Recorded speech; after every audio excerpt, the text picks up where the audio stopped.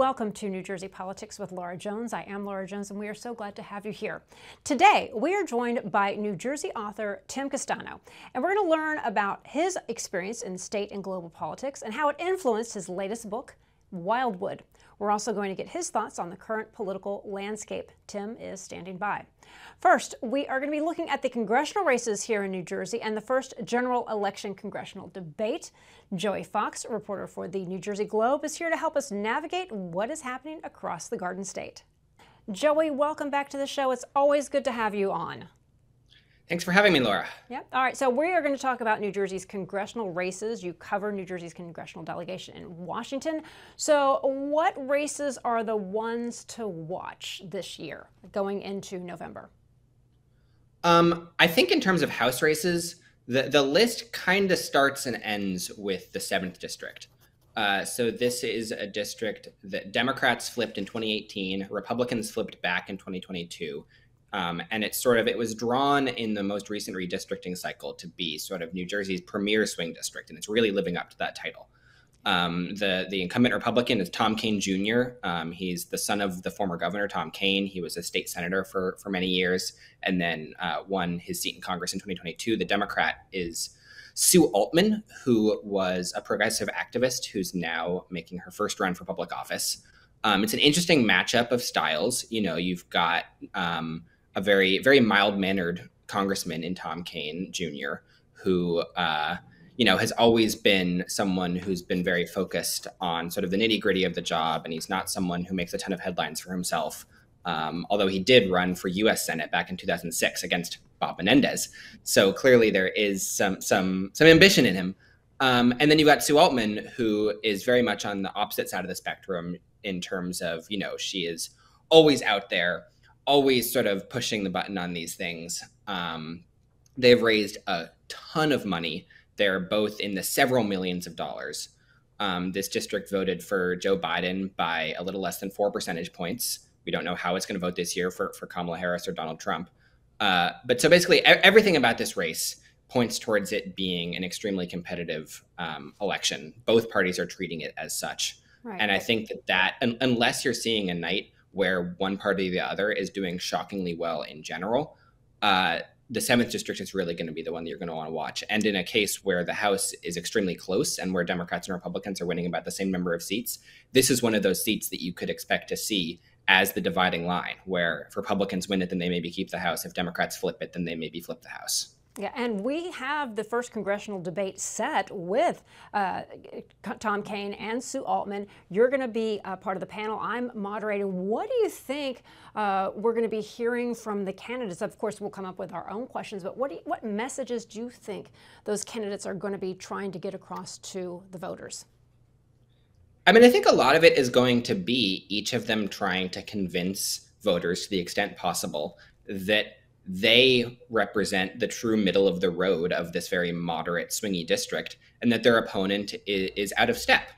So you're probably going to have Altman bring up Trump and Kean bring up Harris. We don't really know which of those is more effective yet because we don't know how those two candidates are going to be doing in this district. You're almost certainly going to see a long discussion of abortion. Altman has run very strongly on the pro-abortion rights message, and that's something that will almost certainly resonate in this district. Kean has called himself pro-choice in the past, but he hasn't necessarily had an especially pro-abortion access record in Congress. You're definitely going to see some discussions of Altman's past in sort of progressive activist circles. She is not running on a left-wing message this year, but the groups that she's been part of in the past have definitely been on the more progressive end of New Jersey politics, and that's already something that the Kean campaign has tried to draw attention to, and it will certainly come up again at the debate. So I feel like that's going to be sort of what this is a battle of. And we've seen this in many debates before. This is sort of where American politics is right now, which is each party saying, the real American, the American that we're not seeing, in the media or on social media or whatever, but the real American who really represents the core of the electorate in this country is on my party's side. And this other party is way out of whack with them on X issue, abortion, immigration, and the economy, whatever it may be. Yeah, and the other thing about this particular seat, which is interesting, is because it does flip back and forth. You don't have, Tom Kaine Jr. is just going on not even 2 years in the seat, so he doesn't really have much of a congressional record to stand on. Of course, he was Right. a state senator. So can you talk a little bit about those dynamics? You don't see a lot of him. He doesn't do a lot of media one-on-one interviews. He's out and about doing constituent services. So can you just talk about how that factors in as far as, so many campaigns, or so many safe districts where people just point to their records and continuing those records. Tom Kaine Jr. doesn't have that, nor does Sue Altman, having not run for this before. Well, I don't know if I fully agree about that, because Kaine has a very long record in the legislature. And obviously those are different votes than the type of votes he'll be taking in Congress. But I mean, Kaine is not all that old, but he's been in public office for something like over 20 years. I forget the exact year that he came into office. So there's a lot in his record, that can be a positive for him, or that could be a negative if Altman wants to go after it. You're right that this is a district that it cycles through a lot of Congress people. It's not like the type of district, like, you've got Chris Smith in the 4th district, who's been there since 1980. This is not that seat. This is a district that has been through 5 or 6 members of Congress in the last few decades. It was Republicans for a while. Then Tom Malinowski flipped it in 2018. From Leonard Lance, who was the Republican congressman at the time, and then Kaine flipped it back in 2022. Okay.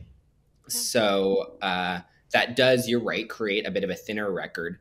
It also means that, unlike someone who's been in Congress for a couple of decades and might have a committee chairmanship or a long history of constituent service like that, you haven't had someone quite be able to build up that level of a history in the House. I don't know, in this very polarized era, I don't know how many voters will be thinking about that specifically.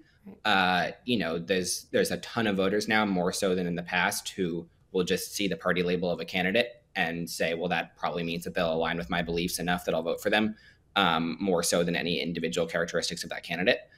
But you're right that could be, we got a freshman congressperson against a first-time candidate, 2 people who have not been long for the congressional world. So we'll see how that goes. Yeah, and when you look at the congressional seats, there's not even one that you can say, well, which one is the safest, because most of the congressional seats, the way it's drawn, it benefits the incumbent. And you do have people like Chris Smith who have been there, for decades, Congressman Bill Pascrell, so many people who have been there for so long. The other open seat, so to speak, is in that 3rd district where Andy Kim is vacating it to run for U.S. Senate. So what are your thoughts on the other ones? Again, keeping in mind that, as you said, the 7th is going to really be the most competitive, the one to watch. But what about the other districts? Is there such thing as really a truly safe district? There are definitely some safe districts. Yeah, Chris Smith's district is safe. There's a few urban North Jersey districts that are extremely safe. And, you're right. Part of it is the way that the map was drawn. There were a couple of districts in both directions that were specifically drawn to help one party or the other. And also, this is just how political geography sometimes works. You are not going to get a district that's based in Newark or Jersey City that's going to elect a Republican, because that's just how those cities vote. So yeah, there are a few districts we can take off the table. Rob Menendez, who won his primary after a really intense battle, he is completely fine, regardless of what happens, what has already happened with his dad. That's too much of a safe seat for it to matter even slightly. We've got LaMonica McIver, who's the nominee for a special election in a Newark-based seat. She's also completely safe. Bonnie Watson-Coleman, safe. Frank Pallone, safe. I don't need to go through every single name. Right. And I think if I was to bring up another seat that I was looking at, it would be that open Kim seat. The Democratic nominee is an assemblyman named Herb Conaway. He's been in the legislature for several decades, built up a long history there, a lot of relationships there that sort of worked out in his favor this year when he wanted to run for a congressional seat. And it turns out he had a lot of friends to do so. So he beat a fellow member of the assembly and a few other candidates in the primary with the strength of those relationships.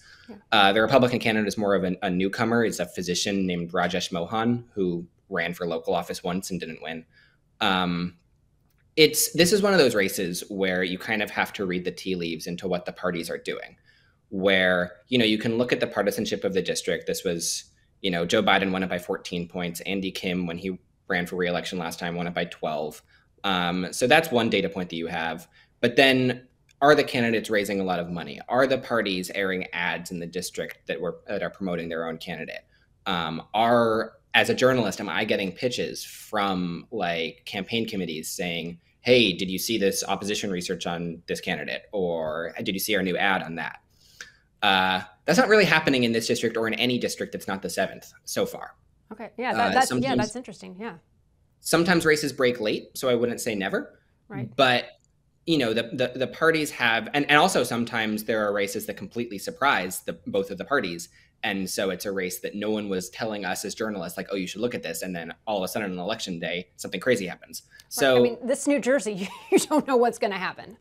Right. And famously in New Jersey a few years ago, you had Ed Durr defeat the incumbent state Senate President Steve Sweeney in a race that absolutely no one was paying attention to. So won't rule out anything, but there are certain indicators that people who follow these things closely will use to see when a race is starting to really grab attention. And it's only been the 7th district so far this year. Yeah, and just one other follow-up as we kind of close out this segment. Again, as a reporter, are you hearing any Republicans still trying to tie that conviction of Senator Bob Menendez to the other races? You mentioned that Rob Menendez's his seat is very safe. He has not been tied to that at all. In the primary, it was a very different story. The Hoboken mayor was trying to paint them as one corruption.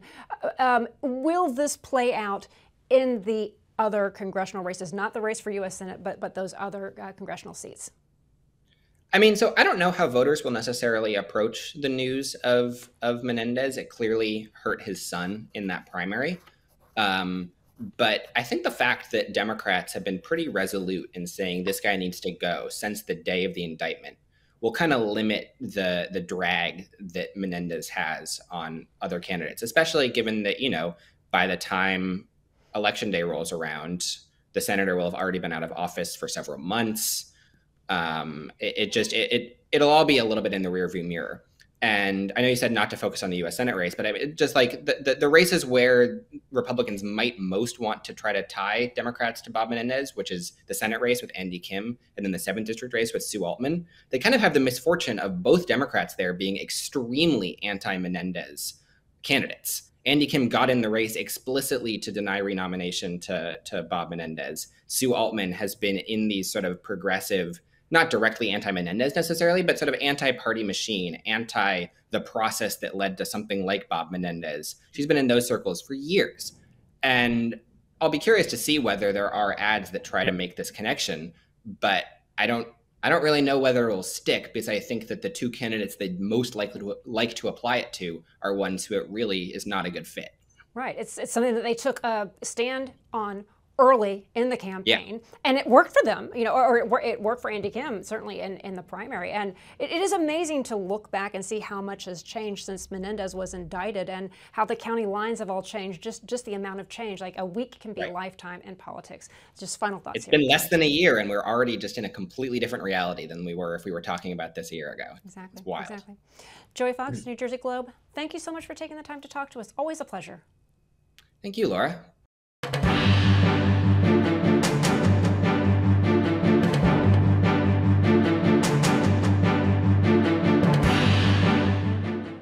We're joined today by New Jersey author Tim Castano. In addition to his credits as a writer, he's worked in state as well as global politics, and those are experiences that have helped inform his latest novel, Wildwood.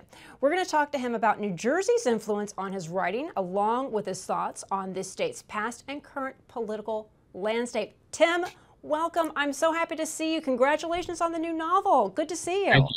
Thank you very much, Laura. It's great to be here. I realize, Laura, we've known each other for almost a quarter century. Is it that long? Yet neither of us has changed. So it is amazing. Time has just indeed stood still while everything around us is just unraveled. Yes. Well, let me ask you a question that many writers are going to have to answer. What is Wildwood about? So Wildwood spotlights the human toll of policy failures. And so the book takes place in the year 2035 primarily, so almost 10 years in the future from where we are now. And climate change and weather events have rendered Wildwood virtually uninhabitable, save for one thriving industry, which is expanded medical aid in dying, or for physician-assisted suicide. So it's a beach read, it's a bright beach read. But what New Jersey in this version of in this future version is one of several states that has expanded its medical aid in dying law more liberally. So the parameters have extended so that conditions beyond just immediate medical conditions now qualify for the procedure. And in the story, it focuses on 4 individuals from varying backgrounds and disparate backgrounds who, for various reasons, circumstances beyond their control, really, are beset by different unfortunate events that then propel them to travel to Wildwood to consider facilitating their own ends. So when I say it's about policy failures, it really looks at, say, the policy architecture, some of the economic insecurity, a lot of the issues with the healthcare system, workforce issues that, I think lead these particular individuals, and I think some of us can relate to it as well ourselves, to consider, options that they otherwise wouldn't. And that's really the basis of the story. Well, let me ask you what motivated you to select Wildwood, New Jersey as a setting for what some might really consider a controversial premise? One would think that I actually spent a lot of time in Wildwood, and I have not. So I went there once, I think, to the boardwalk when I was in college. But then during the pandemic, when looking for a socially distant activity, just decided to drive through and tour it, and I immediately was struck by the town. Really fell in love with it aesthetically initially, just because it really is. It's one of the highest concentrations of mid-century modern architecture in the United States, and it's such a a fun aesthetic that it carries. And from there, just started reading and learning more about it, and it's a fascinating place. So it's got a great history. Just it is the birthplace of rock and roll. Dick Clark hosted the first American bandstand there, and then even going farther back to its origins with Native Americans actually traveled there. It's ultimately the first, beach town in North America, you could argue, since they went there during their off season, and then the colonial times and up through really the explosion at the mid part of the last century. So post World War II, when you had the birth of really the middle class, you had automobiles becoming more prominent with American families, and they needed somewhere to go, and hence, Wildwood was the place to go. So that really is what drew me to it. And I had the idea after spending some time there and researching that I wanted to set a book there, but I didn't know about what. And then a couple of years ago, I read, I think it was late 2022, early 2023, there were stories about Canada's medical aid in dying law and how they suspected certain individuals who were impoverished actually were taking advantage of it. When I say taking advantage, I mean, I don't mean it pejorative context, but so that poverty and loneliness were actually driving some of the decisions.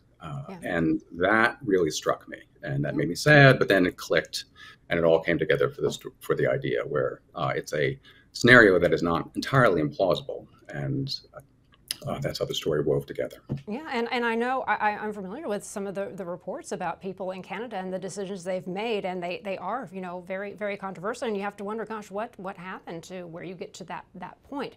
But I want to ask, you've had 3 novels published, and each is based in New Jersey. So what is it about New Jersey that makes for such a compelling backdrop, both for you and other writers as well?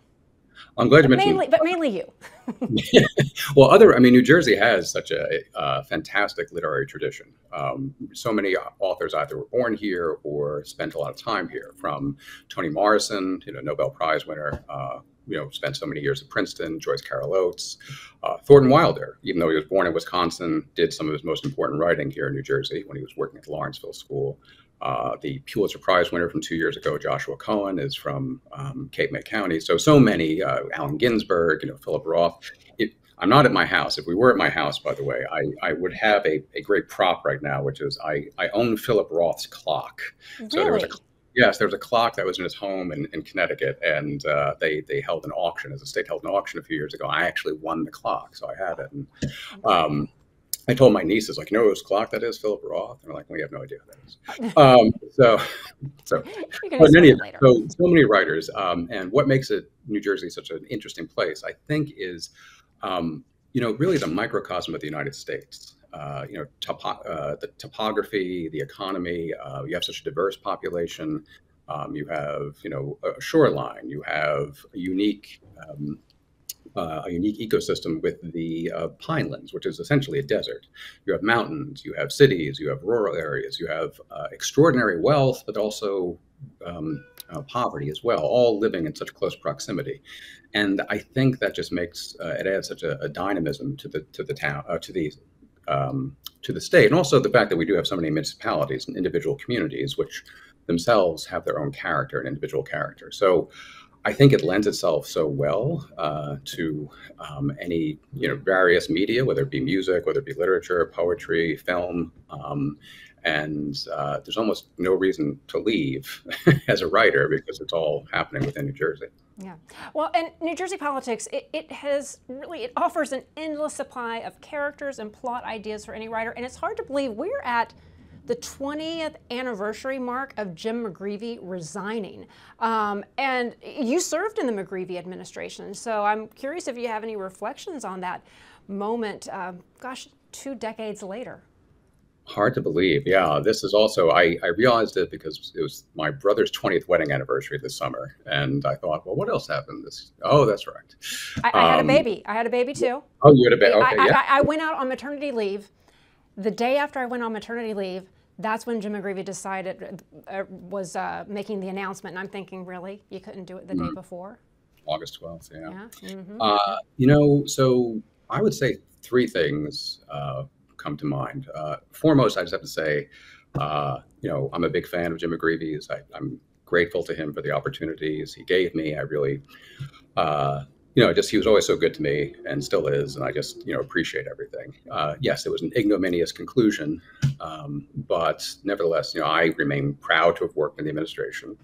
I made terrific friends, just had great experiences. So that's foremost. When I think of, the McGreevey experience, that's front of mind.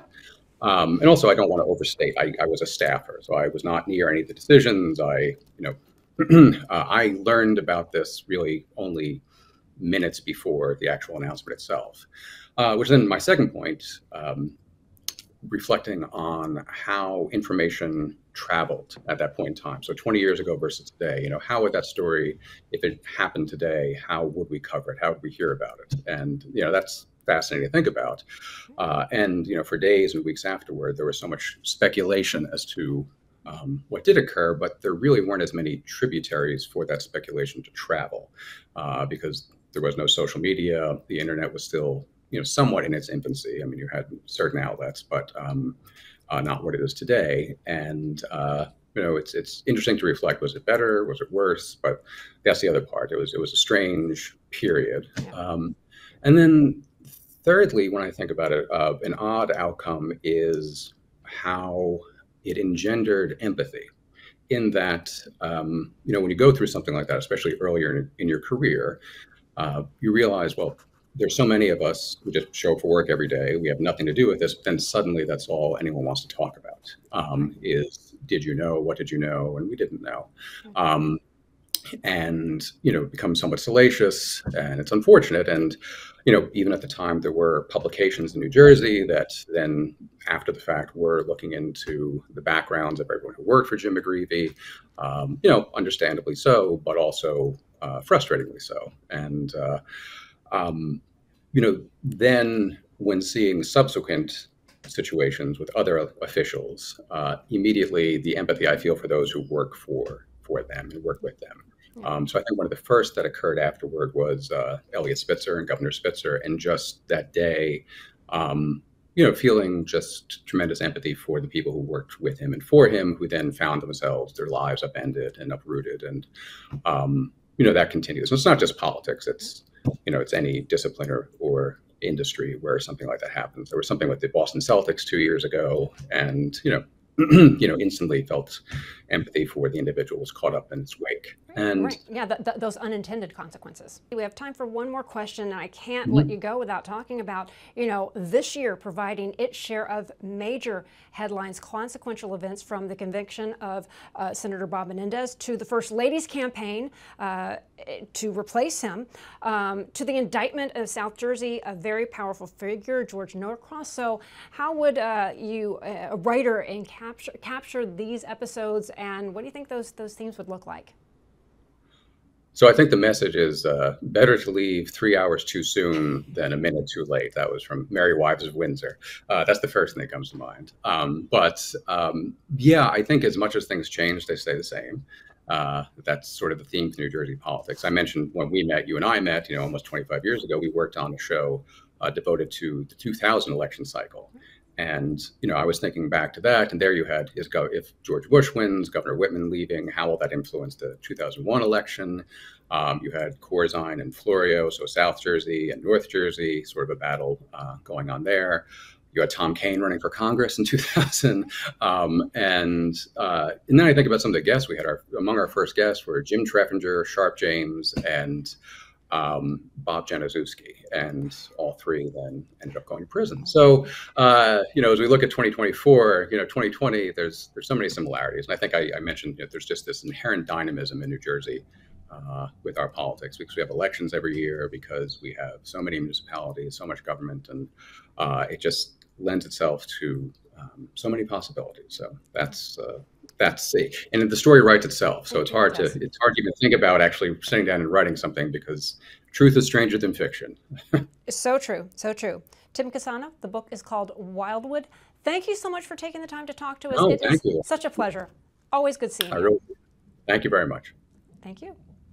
And that'll do it for today. I'm Laura Jones. Thanks so much for watching New Jersey Politics. We look forward to seeing you back here next time.